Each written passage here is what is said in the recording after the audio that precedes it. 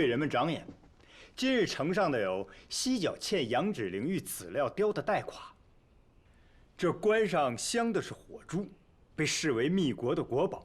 还有这扳指，还有这玉腰带，还有这个玉。我们行舟常年在军营，用不了这么好的东西。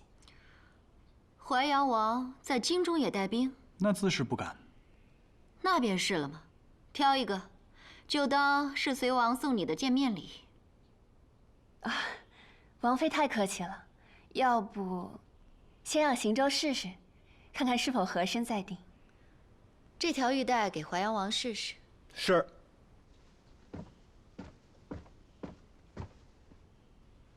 慢着，服侍王爷哪轮得到你这个粗人？让这个丫头去。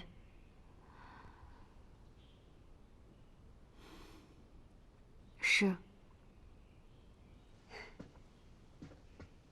王妃，看看这个。我看看。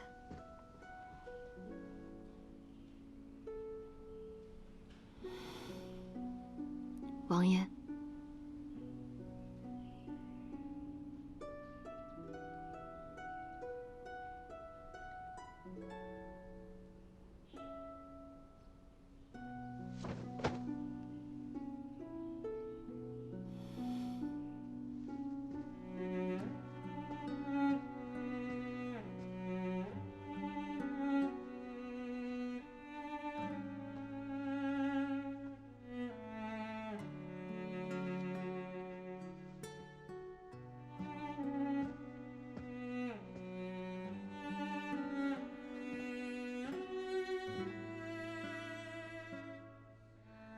听说你与连家退了亲，其实啊，连家倒也不算什么高门，退了也好。荣国将军的夫人与我是表亲，嫡女才刚刚及笄，特别的温柔懂事。我约了她的母亲后日投湖，到时候你也过来玩一局啊。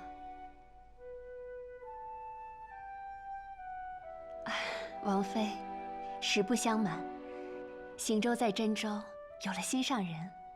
哦，他还拿个给我的礼物借花献佛，那个是含香斋千金难求的香粉，就送了那女子。淮阳王是看上了哪家贵女啊？啊，不是什么高门贵女，是一位跟我旗鼓相当的女子。因为一些机缘际会，再加上她有自己的前程，所以我们就分开了。那你们可下过礼，可见过长辈？你对那女子可还有情？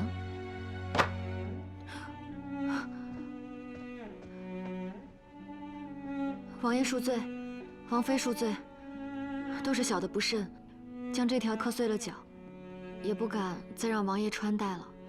不如今日就先定下您的首饰，回头让我们掌柜的亲自为王爷挑选，择日送过来。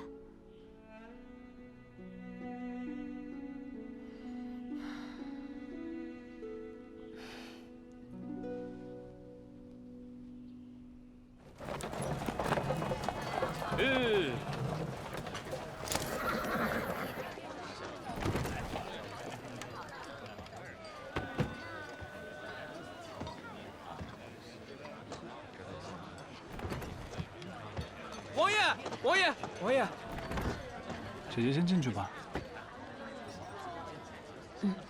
这样，柳娘子被接去了仙太子府。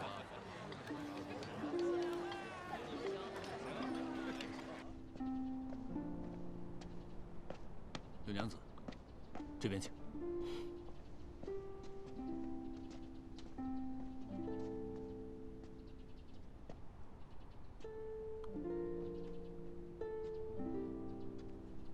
里面请。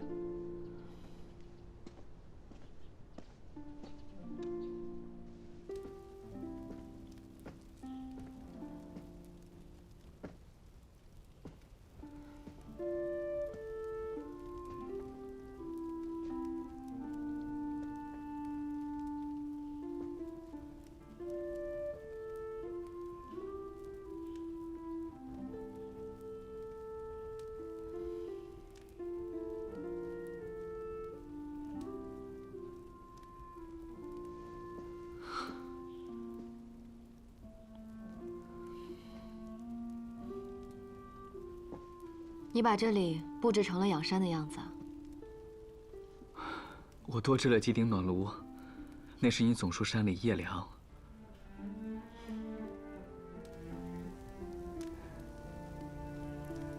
近来可还安好？一切如常。那便还是上古之气了。你夫君近况如何？与那日在青州没什么不同。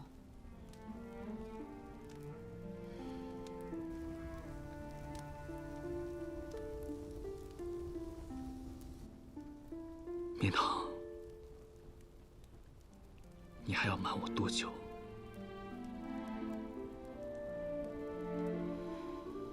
你受的委屈我已悉知。崔行舟欺你失义，以夫妻之名为枷锁，让你没有选择。我得知这些之后，我整夜哭坐，我没有一刻不再懊悔，也没有一刻不再畅想与你重逢的时刻。只是，我也畏惧你会恨我。又或者你会以为我会像他一样，身居高位，会掌控你的自由。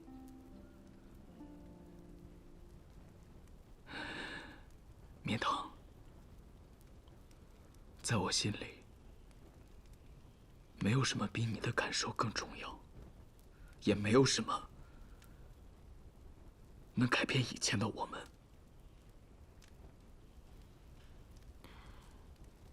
还未道上一句：“恭喜陛下得偿所愿。”在你面前，我永远都是养山的子瑜。子瑜，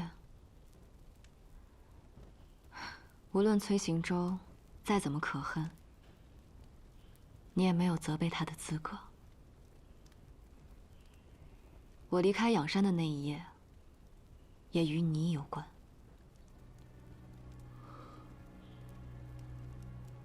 若非你的纵容，芸娘不可能把我逼到绝境。还有她身后的隋王，是他一手挑起了那场上巳夜的战火，杀死了我在西周所有的朋友。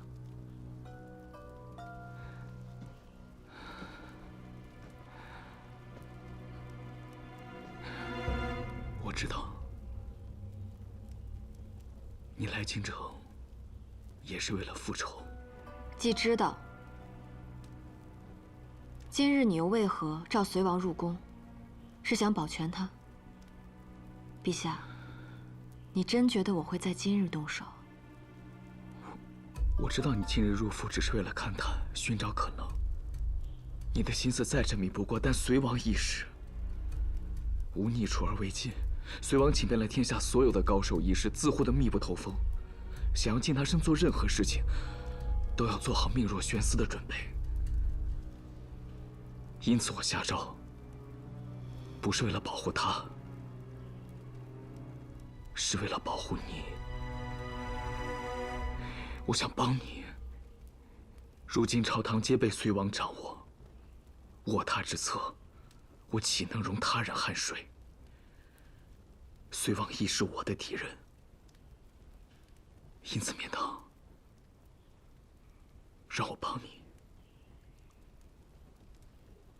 我们还能回到从前的陆文，还有子瑜。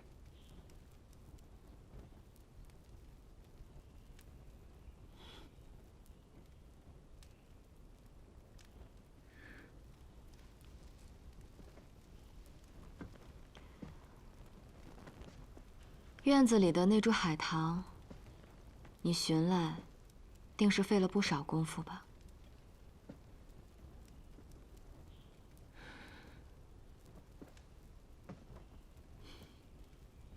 是啊，可与养山那株一样，我一直记得，以前在那棵树下教你下棋，我真的很怀念那个时候。不一样。山中冷冽，海棠花从不会开这么早，花尚且如此，人又怎么可能如初？子瑜，多谢你今日同我说这些。这是你之前存放在我这儿的30万两银钱，我一直交给陆中保管，如今原封不动地还给你。免堂，至少你眼下想做的事情，让我和你一起。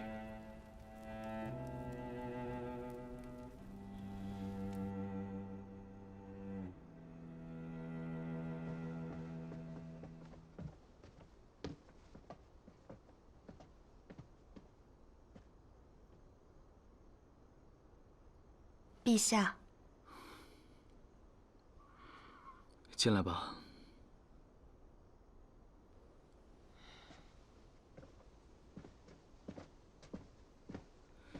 怎么这个时候过来了？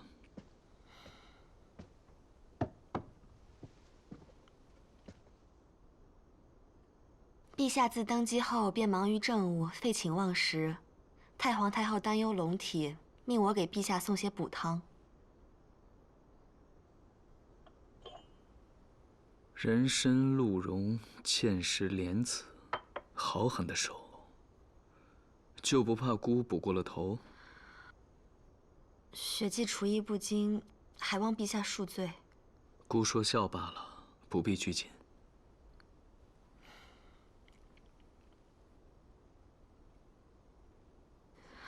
陛下好像很喜欢海棠。陛下勤俭，登基后也卫星土木，却唯独在宫中种上了许多海棠，想来是有什么特殊的寓意。之前在仰山也有一棵海棠，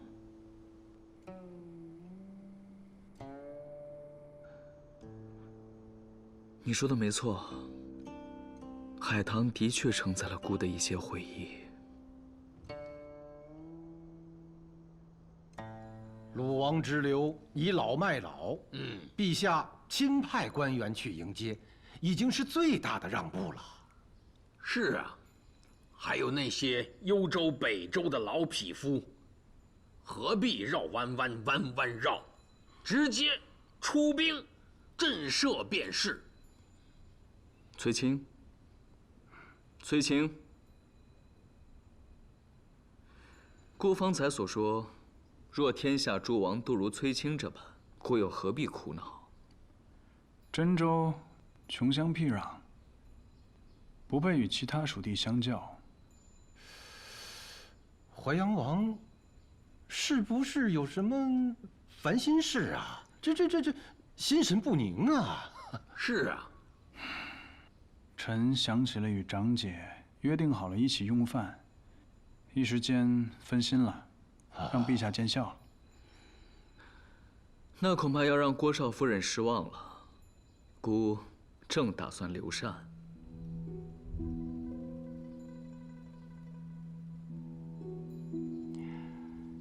陛下，今日扬州进贡螃蟹20只，不比以往春蟹柴寿，个个蟹足健硕，红膏饱满。那倒是难得。蟹生鲜美，糖蟹甘醇。陛下想吃何种口味？这些做法都太过平常，要真想品蟹之鲜美，还要原汁原味的蟹黄拌饭才是。就是不知崔青是否吃得惯。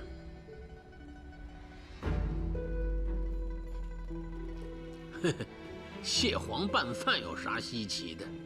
臣谢过陛下的美意，蟹虽鲜美，可是臣与长姐许久未见了，又已有约定在先，臣不想让长姐失望，只能驳了陛下的好意，臣先行告退。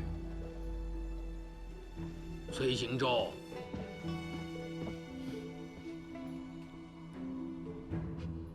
把这些螃蟹送去庆国公府，如此美味，应当好好珍惜。毕竟过了这个世界，就再也吃不到了。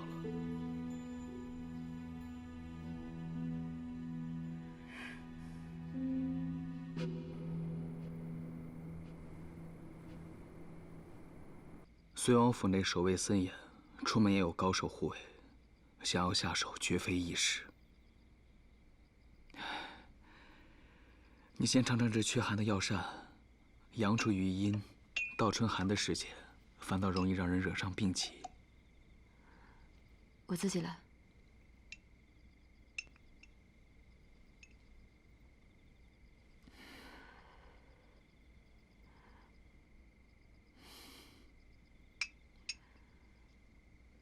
听闻本朝3月冠有田猎之仪，京配围河，山川入望，到时皇家王侯都会同往，可有此事3日之后，的确有御林春猎。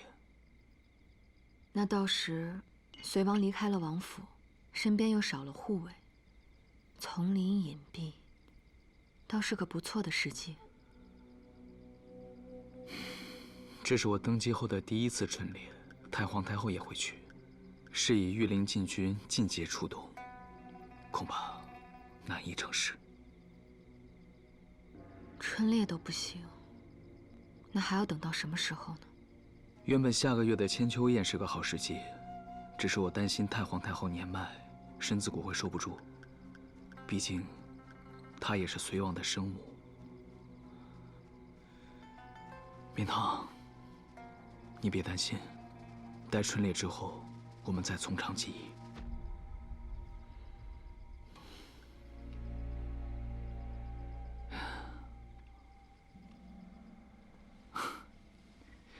此情此景，倒是让我记起了仰山。那个时候，我们也是共治一起，并肩同谋。面堂，你可曾怀念？待此仇了结，再说我们的事吧。好，待我把兄弟们的仇报完，届时我有样东西要送给你。陛下，时候不早了，舅舅还在等我呢。我送你。淮阳王并未回庆国公府，反倒去了首饰铺，好似前一日他们见过。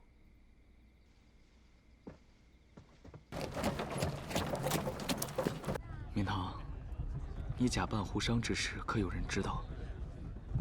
隋王狡诈，我担心露出破绽。无妨的。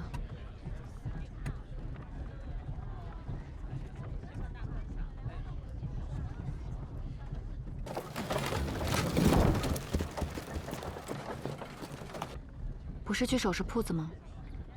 你来京城这么久，还未逛过夜市吧？正好我也想凑凑民间的热闹。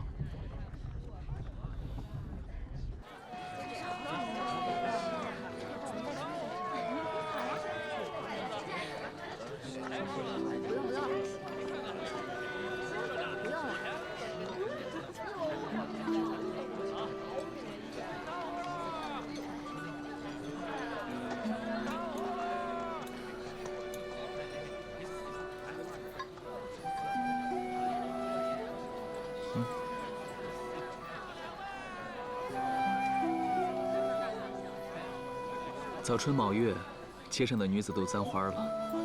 你这般不避讳，就不怕别人认出你来啊？百姓眼里只有柴米油盐，哪知道我这个陛下长什么样？就算是认出来了，发现我不过是2只眼睛1张嘴，怕还是要失望吧。登基之后，我下的第1道令就是撤除宵禁。那些老学究一把鼻涕一把泪地劝我，说什么朝局不稳，恐有祸乱。可你看，如今月上柳梢头，夜市灯如昼，一切都是值得的。陛下，这是变相夸自己是明君呢。我是想告诉你，我们曾经设想的天下清平，我从未遗忘，也绝不失挪。子曰，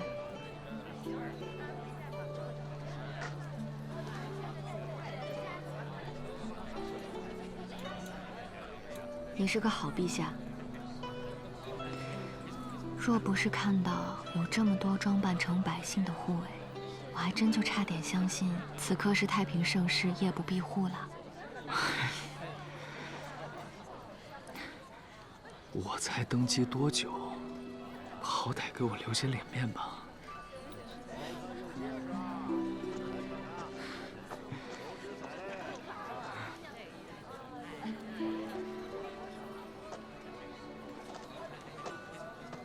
哎，没中。其他郎君要不要试试？老板，来10个珠环，这个给你。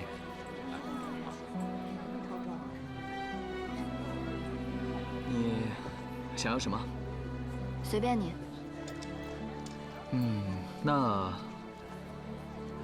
我与你套一个花簪吧。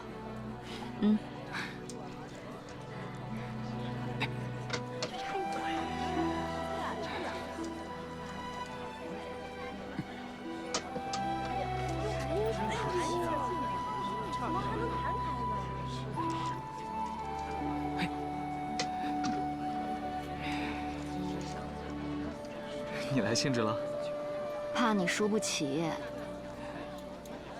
嘿，恭喜娘子套中花簪一只。哎，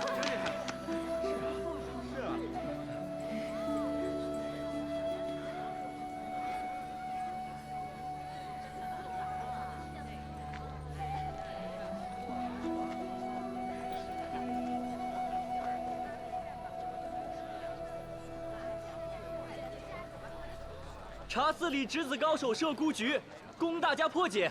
彩头是一幅名家书画。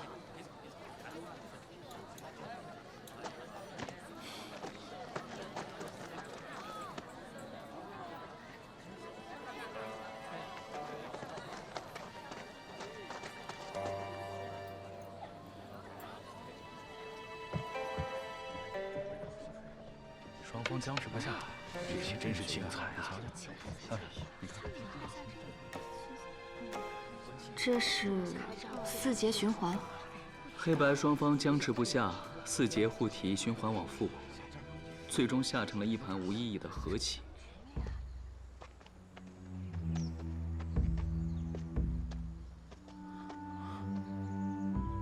公子，这是？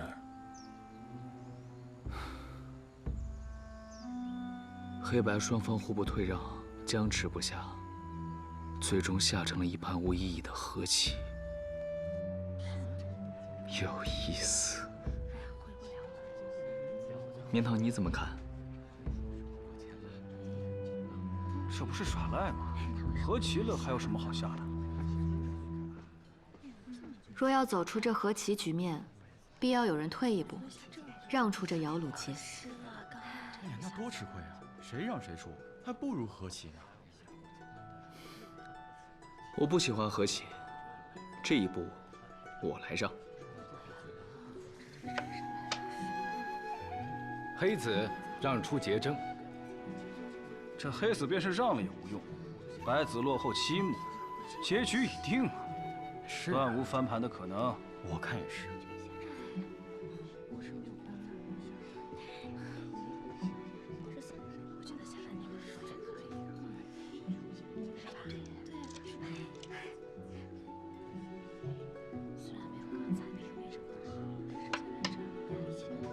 不试试，怎么能知道结果呢？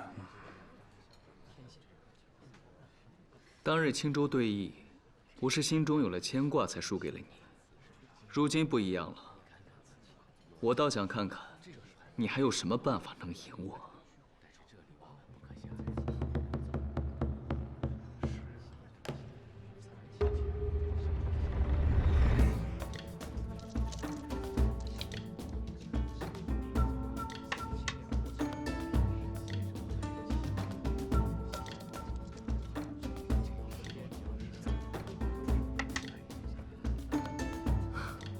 崔公子，可听过势不可挡？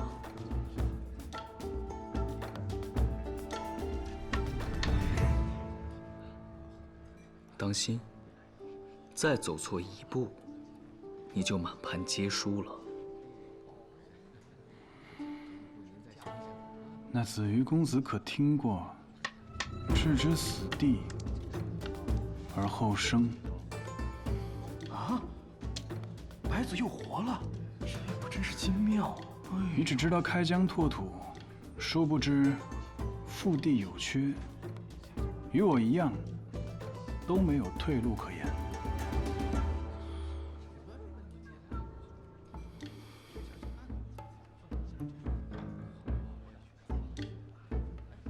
哎，走吧，黑子输定了。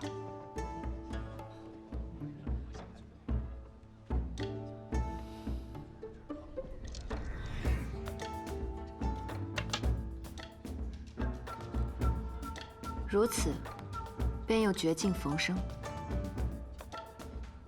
好棋，观其不语，两个人打一个，可不是君子所为。这本就是茶肆设下的孤局，谁争彩头都可以。我与绵堂从来都是共执一子，仰山如石，如今亦然。你姑且能解一合，可解不了此谱前缘就已经定下的棋势，注定步步成险，断无生路。前缘，你输了，到此为止吧。轻舟一别，子瑜公子的棋风都变了。境遇不同，身份变了，棋风自然不同。那刚才落子的这位，现在又是何身份呢？我的事已与你无关。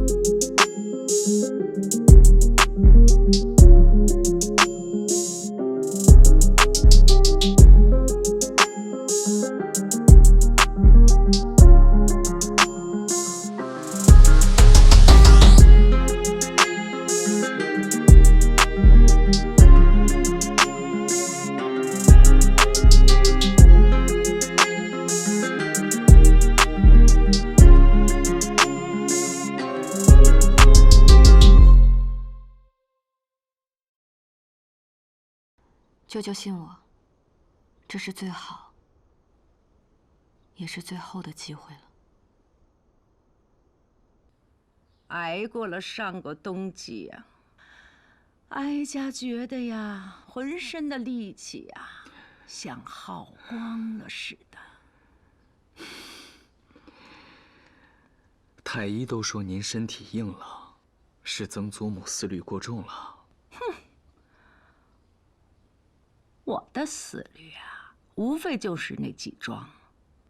朝局已定，择吉日册封皇后，我便没有什么事情再操心。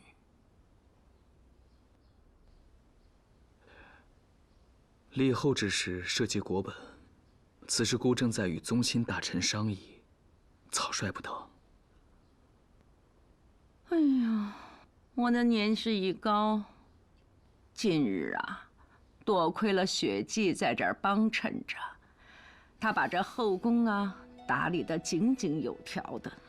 太皇太后谬赞，雪霁愚钝，不过是做了些跑腿的琐事。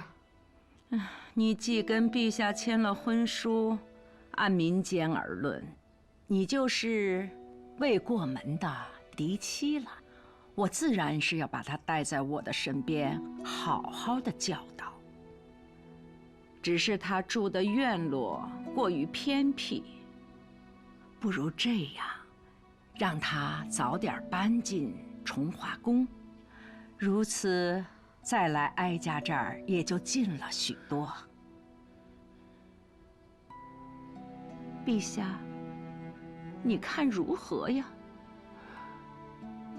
崇华宫是皇后的寝殿，涉及立后之事，我们还是从长计议吧。好吧。曾祖母放心，春猎之后一定会给您一个答复。那好吧，我就再等几日。不过哀家呀，还有一桩心事。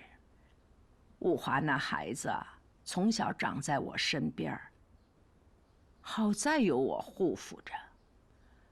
如今年龄已到，我就是再舍不得他，也得为他寻找一个好的良配。武华积积已久，曾祖母突然提起驸马之事，可是心中已经有了人选。瞒不过你的。陛下看淮阳王如何？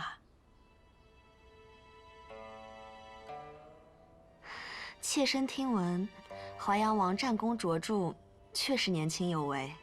只是他常年征战沙场，若是为人粗犷了些，难免入不了公主的眼。淮阳王幼年的时候啊，常来宫里玩儿，我见过他。他是个性子沉静的，并非是那武将莽夫。陛下，你觉得呢？淮阳王文韬武略，与武华年岁相当，倒是合衬。但是婚嫁之事，还是要武华自己觉得中意才行。那自然了。后日就是春猎日，不如让他们两个人见上一见。曾祖母年事已高，又经朝局动乱，这段时日多亏雪霁的悉心照料。当然，即便没有曾祖母，雪霁秀外慧中蕙质兰心，无论在宫中位分高低，姑依然会敬重你。陛下，雪霁看得出，方才太皇太后的敲打令陛下为难。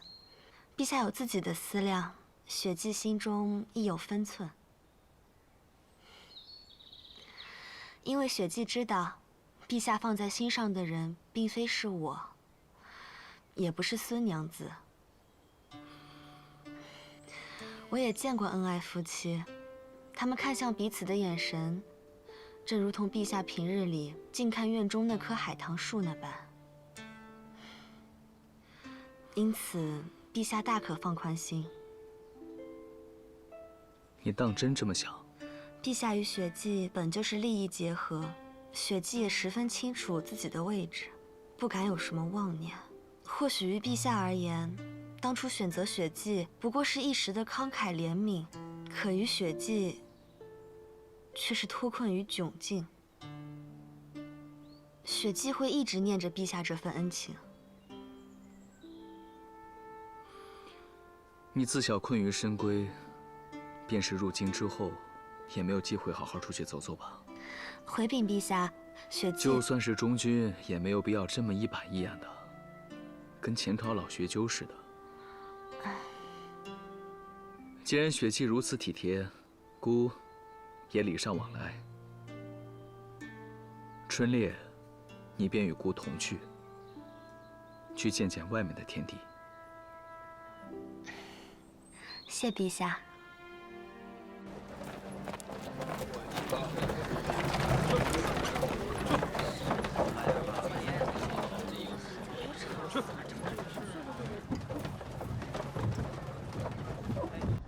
娘子没事吧？我受不得风，你把车帘拉紧一些。娘子放心，郎中都说娘子的伤已经大好了。好了吗？婢子这前瞧着，这疤痕又淡了许多，只要细心养着，定能恢复如初。到哪儿了？回娘子，马上到宫门了。陛下会来接我。这疤若是露出来了，岂不是很丑？你去帮我找些脂粉过来。娘子不丑，娘子做的一切都是为了陛下，陛下只会心疼娘子。对，陛下等那么久，就是为了接娘子进宫当皇后呢。从此之后，娘子就是一人之下，万人之上。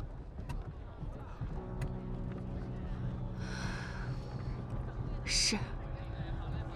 等我当了皇后，再去找那个姓柳的贱人报仇。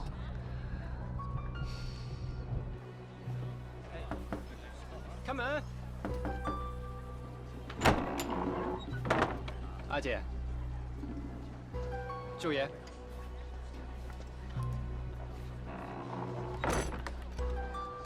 今日这都第3家了，这刘娘子可真会做生意。再观察一下。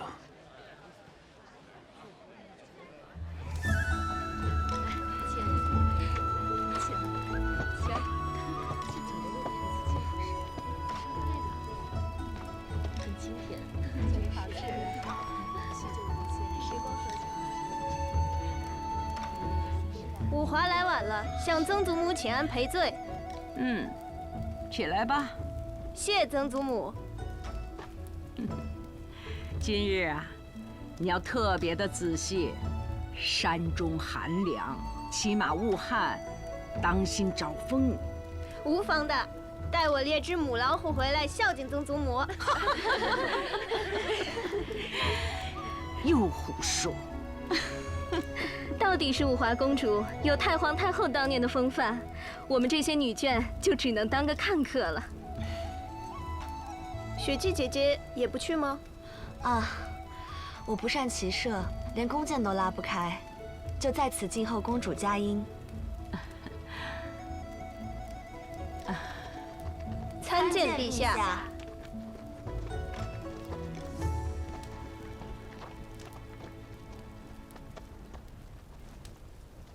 参见太皇太后。平身吧。今日春猎之时，大家一定要尽兴而归，以盼新年物阜民康。哀家也趁兴添一彩头。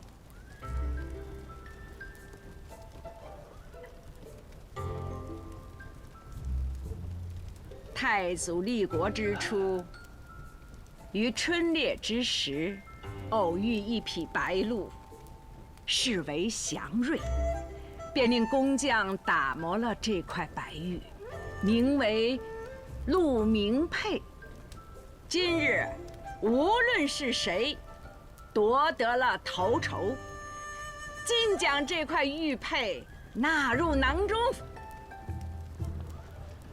谢太皇太后。众爱卿，可要好好表现啊！臣等尽力。皇孙告退。臣等告退。去吧，去吧。行舟。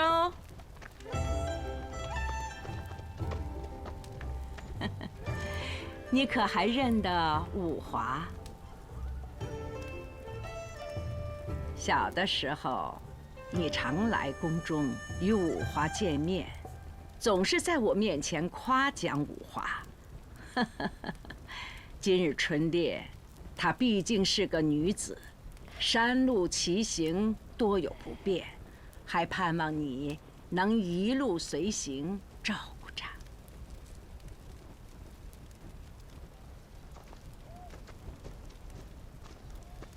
崔行舟，我们真的见过吗？我怎么不记得有你这位人物啊？我当时都还是赤铜之灵，你估计还在襁褓里呢。哦，丑话说在前面，那块玉佩是本公主要的，你可不许拖后腿。公主啊，您别从马上摔下来，就是臣之万幸了。你敢小瞧我？好啊，那就看谁的马快了。这。